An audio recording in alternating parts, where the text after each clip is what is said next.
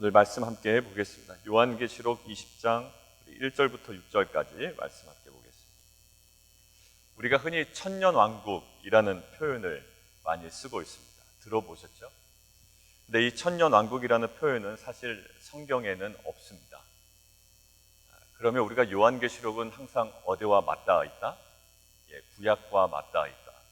그러면 우리가 구약에 과연 천년왕국이라는 표현과 뉘앙스가 있는가라고 살펴볼 필요가 있거든요. 구약에도 천년왕국이라는 표현과 또 그런 어떤 뉘앙스는 사실 없습니다. 그럼에도 불구하고 우리가 천년왕국이라는 표현을 자주 사용하는 이유는 뭘까요? 그리고 신학적으로 그렇게 규정된 언어를 사용하는 이유가 바로 오늘 본문 때문에 그렇습니다. 이 천년왕국에 두 가지 모습이 보입니다. 하나의 모습은 2절인데요. 거기에 천년 동안 결박하여라는 표현이 있죠. 누구에 대한? 이 사단, 옛 뱀, 마귀, 그 용에 대한 어떤 처분입니다. 그들이 결박당해요. 그리고 천년 동안 임봉되어 무저갱에 던져진다고요. 그리고 그들이 무슨 일을 못하도록 지금 임봉되고 무저갱에 던져지냐면 3절에 나오죠. 저희가 항상 요한계시록에서 주목했던 것, 지금까지 뭐하도록? 다시는 만국을 미혹하지 못하도록, 이렇게 되어 있습니다. 천년왕국이라고 정확한 단어는 성경에 없지만 천년왕국이라고 저희가 표현할 수 있는 지금 모습이 표현되고 있는데, 지금 첫 번째 양상이 용과 옛뱀과 마귀와 사단이 천년 동안 결박당하여 다시는 만국을 미혹하지 못하는 그런 어떤 시기, 이렇게 하나의 양상이 있고요. 두 번째가 있는데, 두 번째는 4절에 있죠. 많은 자들이 있어 심판하는 권세를 받고요, 예수를 증언함과 하나님의 말씀 때문에 목배임을 당한 자들의 영혼들, 그리고 짐승과 우상에게 경배하지 아니하고 그들의 이마와 손에 그의 표를 받지 아니하는 자들, 이들이 어떻게 돼요? 살아서, 그거를 5절에서는 뭐라고 표현합니까? 첫째 부활 사건이라고 그러죠. 그래서 왕노릇하리로다, 이렇게 되어 있습니다. 자, 천년왕국에 두 가지 양상이 있다고 그랬습니다. 하나는 사탄의 결박, 그리고 하나는 믿는 자들의 첫째 부활. 이게 천년왕국의 어떤 이미지예요. 자, 그렇다면 오늘은 무엇을 보기를 원하냐면, 자, 천년왕국은 최종적인 새하늘과 새 땅은 아닙니다. 그러죠? 이 천년왕국에 대한 여러 가지 입장 차이가 있어요. 뭐냐면, 이 천년왕국이 미래의 어떤 시기에 정말 천년 동안 임하는 왕국이냐, 이렇게 생각하는 부류가 있고요. 아니다, 예수님의 초림부터 재림까지 이 기간을 주님과 우리 성도들이 영적으로 통치하는 천년 왕국이다라고 생각하는 경우도 있습니다. 여러분들 어느 쪽이든 괜찮습니다. 일단 그런 입장이 있다는 걸 알고 오늘 본문을 저는 함께 좀 묵상을 하려고 그래요. 그런 입장이 있고요. 자, 그 다음에 이 천년 왕국이 문자적인 천년이냐 아니면 영적인 어떤 의미가 있느냐라는 어떤 그런 차이도 있습니다. 어떤 그런 개념으로 좀 보시면 되겠어요. 오늘 저녁에는 이것을 가지고 좀 자세히 나누려고 합니다. 일단 그런 차이가 있다라는 걸 일단 아시고, 자, 그런데 오늘 제가 주목하기를 원하는 것은 뭐냐면, 이 천년 왕국의 핵심이 뭐냐는 말이에요. 한번 보세요. 천년 왕국의 어떤 면이 부각이 되는가, 이것이 오늘 본문을 관찰하는데 중요한 키가 될 거예요. 자, 우리가 새하늘과 새 땅, 마지막 때 우리가 가야 할 새하늘과 새 땅에 관하여는 어떤 면이 강조가 됩니까? 어떤 그 굉장히 눈에 보이는 화려함도 있어요. 그죠? 각종 보석도 있고요. 거기는 슬픔도 없고 눈물도 없고 그런 어떤 묘사가 됩니다. 그런데 오늘 천년 왕국에는 그런 어떤 현세적인 느낌의 단어는 사용되질 않아요. 얼마나 화려하냐 이런 표현 없어요. 얼마나 안락하냐 이런 표현 없어요. 얼마나 평안하냐 이런 표현도 없어요. 자, 이런 것에 이 천년왕국이 주목되지 않아요. 자, 그렇다면 여러분들 이제 관찰을 계속 하셨죠? 제 설명 들으시면서. 자, 천년 왕국이 지금 어디에 주목하고 있나요? 누가 다스리고 있느냐에 관심을 두고 있어요. 그렇죠. 얼마나 화려하냐, 얼마나 안락하냐, 얼마나 평안하냐, 천년왕국이 얼마나 그것에 대한 만족이 있느냐라는 것에 주목하지 아니하고 누가 이 천년왕국을 다스리느냐라는 것에 오늘 온통 관심이 집중되어 있다는 거예요. 누가 다스린다고요? 목배임을 당한 자들의 영혼과 짐승과 그의 우상에게 경배하지 아니하고 그들의 이마와 손에 그의 표를 받지 않은 자들이 살아서 그리스도와 더불어 천년 동안 왕노릇한다라는 거예요. 천년왕국의 어떠한 눈에 보이는 양상이 아니라 그 천년왕국을 누가 다스리냐라는 문제에 오늘 본문은 완전히 집중하고 있습니다. 그리고 나서 이 집중된 표현이 6절에 다시 반복되는 거예요. 그들은 첫째 부활을 경험한 자들인데 이 첫째 부활에 참여하는 자들은 복이 있고 거룩하도다. 왜 복이 있고 거룩하도다 하냐면 둘째 사망이 그들을 다스리지 않아요. 오히려 도리어 뭐라고요? 그리스도의 제사장이 되어 천년 동안 그리스도와 더불어 왕노릇 하리로다. 자, 오늘 천년왕국의 핵심이 발견됐습니다. 천년왕국의 어떤 화려함, 안락함, 평안함이 아니라 이 천년왕국은 도대체 누가 다스리느냐라는 것에 집중하여 오늘 본문은 설명에 내려가고 있어요. 자, 그렇다면 아까 제가 처음으로 돌아가서 이 천년왕국이 문자적인 천년이냐, 미래에 언젠가 올 거냐, 우리가 한 번도 아직 경험해보지 못한 것이냐, 아니다. 예수님의 초림부터 재림까지 이 기간을 천년왕국으로 본다라는 영적인 개념으로 본다면 둘 중에 아무것도 괜찮습니다. 만약 그 전자라면 미래에 이것들을 우리가 언젠가 경험할 것이라면 이것도 우리에게 은혜가 됩니다. 왜냐하면 어제 제가 다시 녹음해드린 거 좀 들어보셨나요? 네. 나그네와 같은 인생이에요, 사실 우리가. 이 땅 가운데 살아갈 땐 나그네와 같은 인생입니다. 항상 초라함 투성인 것 같고요. 또 부족함 투성인 것 같아요. 그러나 우리가 그 초라함을 일부러 뒤집어 쓸 필요는 없어요. 그러니까 그런 궁상을 떨 필요는 없단 말이에요.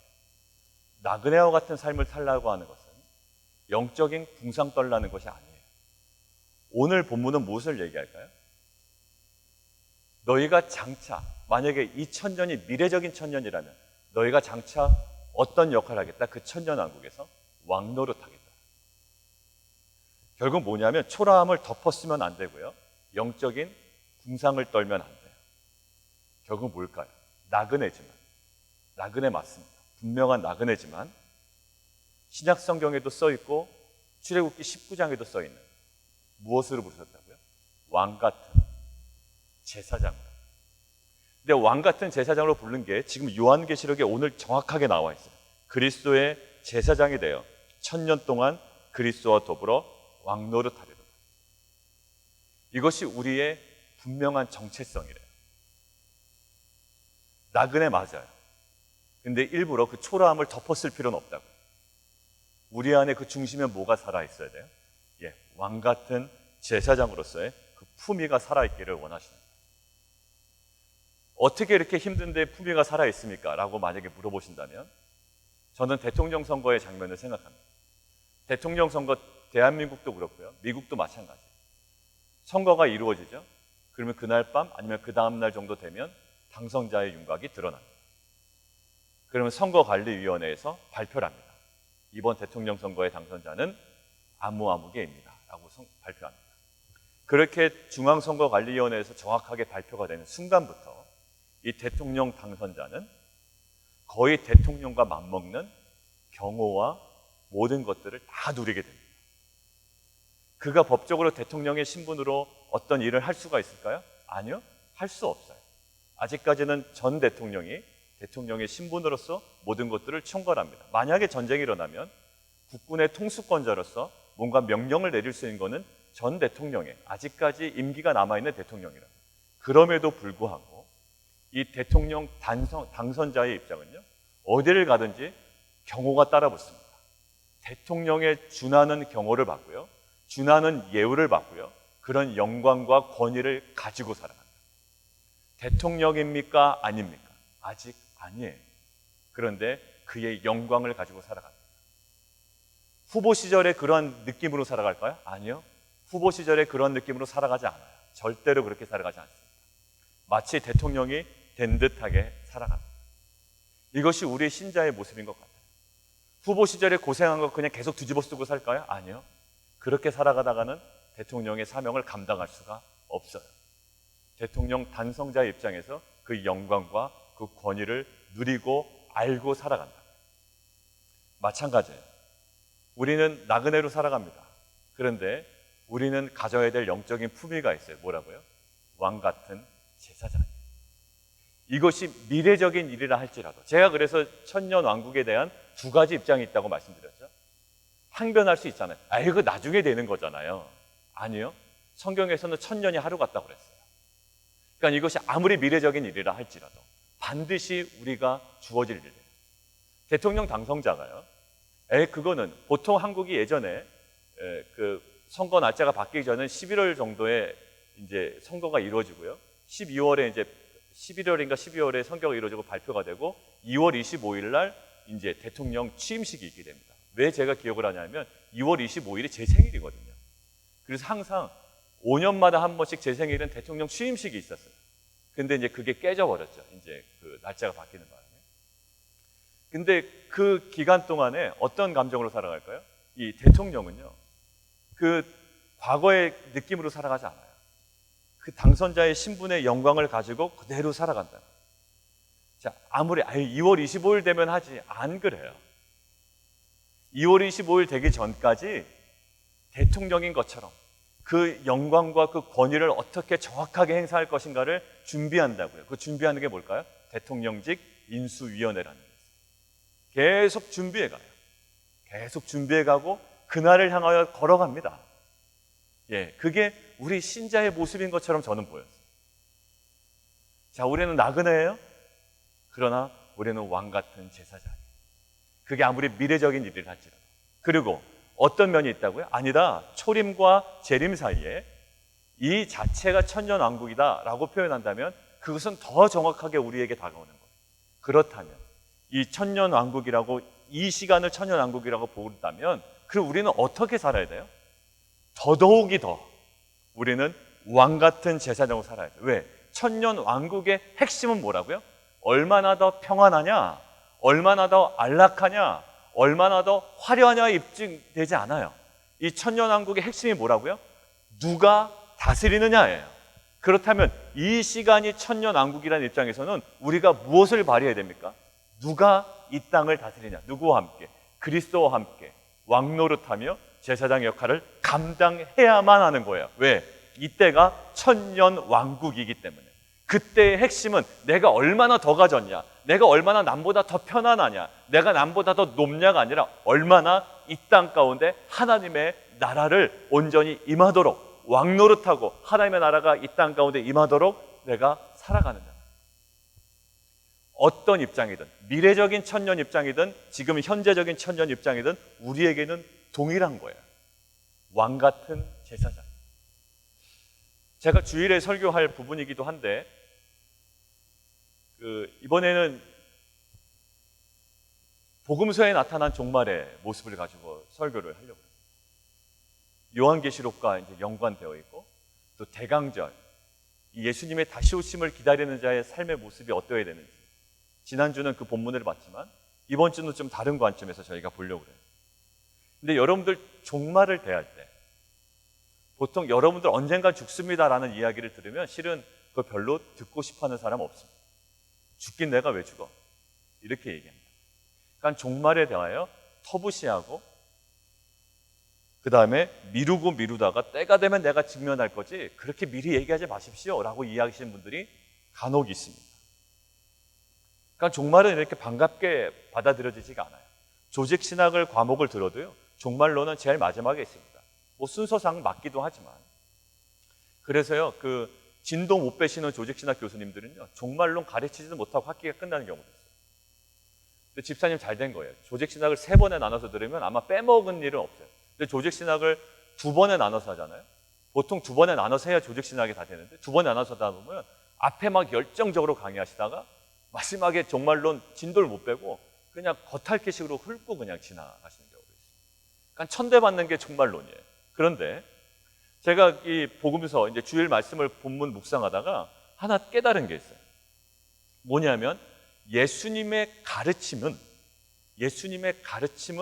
항상 전제된 것이 있었다. 예수님의 첫 번째 가르침이 뭐였을까요? 선포한 내용이 침례 요한과 같은 내용인데 뭐였을까요? 회개하라. 뭐라고요? 천국이 가까이 왔느니라. 자, 예수님이 가르친 회개하라 라는 메시지가요, 전제를 두고 얘기하신다고. 뭐예요? 하나님의 나라가 가까이 왔기 때문에. 그러니까 그 신학적으로 보면 이미 왔다라는 입장도 있고요, 지금 오고 있다라는 입장도 있고, 그게 동시라는 입장도 있습니다. 아무튼 뭐를 전제로 하고 있어요? 하나님의 나라가 왔기 때문에, 임하고 있기 때문에, 언젠간 올 거기 때문에 어떤 것이든 괜찮습니다. 이 종말을 전제로 뭐를 가리킨다고요? 예수님이 무엇인가를 선포하시고 가르치십니다. 그런 관점에서 보니까 복음서에 무슨 내용이 들어있습니까? 종말에 관한 내용이 어제 마태복음에서도 들어있었죠? 그리고 마가복음에서도 들어있었어요. 초림 예수가 무엇을 얘기한다? 재림 예수를 얘기한다. 그러니까 어떤 것을? 종말을 근거로 가르친다라는 거예요. 항상 마지막을 근거로 가르친다. 이것을 거꾸로 얘기하면 뭘까요? 우리의 삶의 근거가 뭐가 돼야 된다? 우리 삶에, 우리가 살아가기를 원하고요, 정말 얘기하지 마십시오라고 얘기하지만 우리의 삶의 전제가 뭐라고요? 명백한 전제, 종말이 전제가 됩니다. 우리가 지금 이 땅 가운데 살아가지만요, 이 살아가는 삶이 무엇을 전제로 한다? 종말을 전제로 살아간다. 그래서 우리가 종말이 명확하게 살아있어요. 이 전제가 신자들의 삶 가운데 명확하게 살아있어요. 이 종말이라는 전제가 명확해야 이 땅의 삶을 허투루 살아가지 않고 깨어서 살아갈 수가 있고, 정말 맥없이 살아가지 아니하고 깨어서 분명한 목적과 사명을 가지고 살아간다. 이 종말이 분명하지 않으면 이 땅의 것이 다인 것처럼 보이기 때문에 이 땅의 부족으로 힘들어하고 주눅들어하고 의기소침해한단 말이에요. 그러나 종말을 전제로 이 땅을 살아간다면 전혀 다른 삶을 살아갈 수가 있어요. 자, 미래적 천년이라고 할지라도 그것은 뭐라고요? 대통령 당선자의 신분을 가지고 이야기했습니다. 나그네로 살아가야 돼요. 그럼에도 불구하고 뭐예요? 왕 같은 제사장의 사명을 가지고 살아가는 것. 이것이 천년 왕국의 핵심입니다. 화려함, 안락함, 평안함, 천년 왕국의 주제가 아닙니다. 뭐가 주제라고요? 누가 다스릴 것인가. 그러면 우리는 이것에 대해 반응하며 살아가야 돼요. 그러면 지금 우리가 무엇을 하며 살아가야 돼요? 나그네처럼 살아가지만 우리가 왕노릇하며 살아가는 거예요. 왕 같은 제사장. 베드로전서에서도 불렀잖아요. 너희를 왕 같은 제사장으로 불러냈다. 그리고 출애굽기에서도 이스라엘 민족을 왕 같은 제사장으로 불러냈다. 나그네지만 왕 같은 제사장. 제가 설교 때 얘기했던 already not yet. 이미 주어졌어요. 그러나 아직은 마지막으로 성취되지 않았습니다. 그러나 우리가 살아갈 삶이 왕 같은 제사장. 이 천년왕국, 지금 이 시대가 천년왕국이건 아니면 미래적 천년왕국이건 지금 오늘 우리가 살아가야 되는 삶은 명확해졌습니다. 나그네지만 왕 같은 제사장으로 오늘 우리의 삶 가운데 그 하나님의 통치하심을 어떻게 드러낼 건가? 우리 자녀들에게 내가 어떻게 하나님의 그리스도의 통치하심을 내가 함께 왕노릇하며 드러낼 건가? 내 비즈니스 가운데 하나님의 그 왕노릇함, 그 그리스도의 왕노릇함, 그 통치하심을 내가 어떻게 드러낼 건가? 내가 오늘 대하는 사람들, 학생들, 자녀들, 또 뭐 클라이언트들, 모든 사람들에게 그리스도의 그 통치하심, 그 왕노릇을 어떻게 드러낼 건가? 여러분들 나그네지만 품위 잃지 마시고 정말 제사장과 왕노릇하는 귀한 하루 살아가는 공동체 되기를 원합니다. 함께 기도하겠습니다. 이 천년왕국에 대한 여러 가지 많은 견해가 있지만 어떤 견해라도 괜찮습니다. 이 천년왕국의 핵심을 이야기하고 있는데, 얼마나 화려하냐, 안락하냐, 평안하냐에 주목하지 아니하고 누가 다스릴 것인가라는 것에 주목하고 있습니다.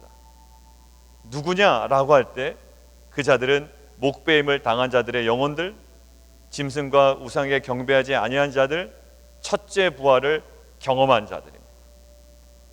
그들을 오히려 사망이 다스리는 권세가 없고 제사장이 되어 1000년 동안 그리스도와 더불어 왕노릇하는 권세가 그들에게 주어졌습니다. 그리고 예수를 구워 그리스도로 믿는 구원받은 백성들에게 그 권세가 주어진 줄 믿습니다.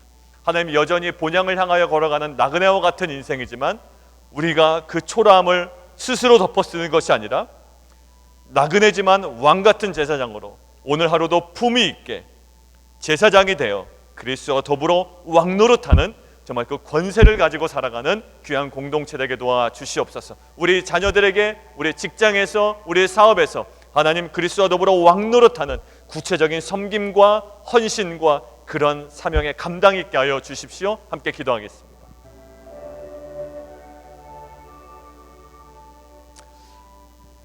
살아계신 하나님, 우리 안에 그 나그네와 같은 인생이라는 그러한 컨셉이 살아 있습니다. 그래서 우리는 스스로 영적인 그 궁상이라고 표현하기에는 너무나도 자극적인 표현일지 모르지만 어떤 컨셉에 자기 자신을 가둬버립니다.